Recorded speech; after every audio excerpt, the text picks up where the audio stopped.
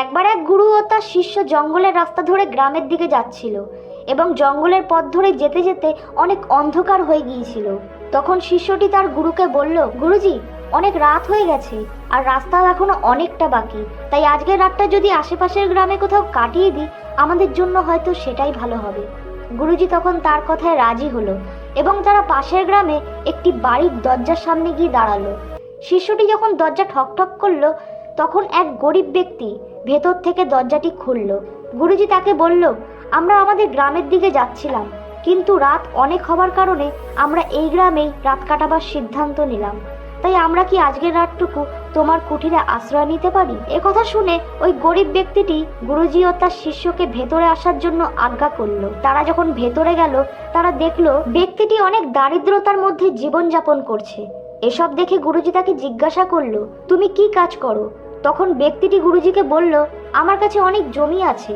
গুরুজি বলল, তোমার কাছে যখন অনেক জমি আছে তাহলে তুমি এরকম ভাবে জীবনযাপন কেন করছো? ওই গরিব ব্যক্তিটি তখন বলল, আমার কাছে যা জমি আছে তা কোনো কাজের না।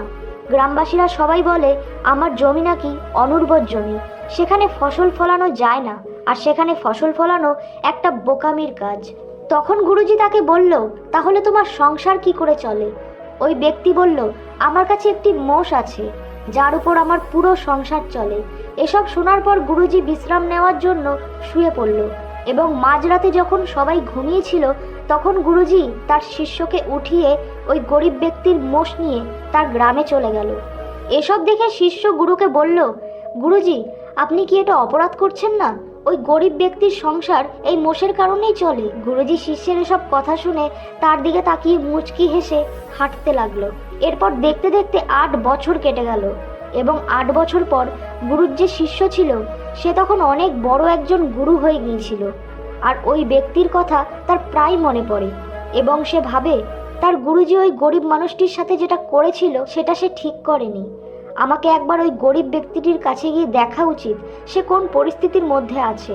তখন সে ওই গ্রামের দিকে গেল এবং যখন সে সেখানে পৌঁছালো সে দেখলো ওই গরিব ব্যক্তিটির যে ছোট্ট বাড়িটি ছিল সেটা বিশাল বড় অট্টালিকা হয়ে গেছে, আর যেই অনুর্বর জমি ছিল সেখানে ফল ও ফুলের বিশাল বড় বাগান হয়ে গিয়েছিল।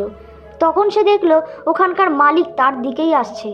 শিষ্য তাকে দেখে চিনতে পারল এবং সেই গরিব ব্যক্তিকে, যে এখন ওখানকার মালিক, তাকে জিজ্ঞাসা করলো, তুমি কি আমাকে চিনতে পেরেছো?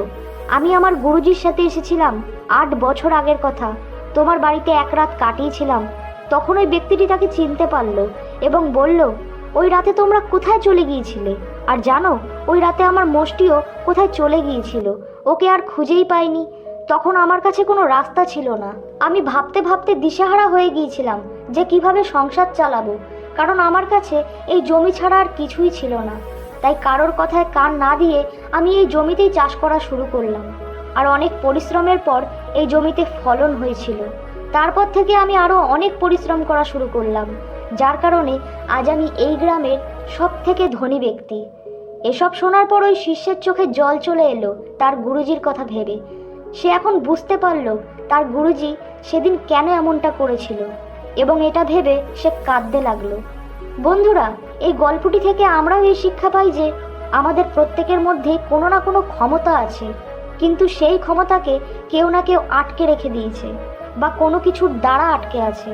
হতে পারে সেটা টাকা পয়সা অথবা ফ্যামিলি কিংবা অন্য কিছু। তাই বন্ধুরা, এমন নয় তো যে তোমাদের কাছে ওই মোষের মতো এমন কিছু আছে যেটা তোমাদেরকে জীবনে বড় কিছু করার থেকে বেঁধে রেখে দিয়েছে? যদি এমনটা হয় তাহলে তার থেকে বেরিয়ে আসো, কারণ প্রত্যেকটা মানুষের মধ্যেই কোনো না কোনো গুণ আছে, আর সেই গুণকে কাজে লাগিয়ে তোমরা তোমাদের জীবনে এগিয়ে যাও। ধন্যবাদ।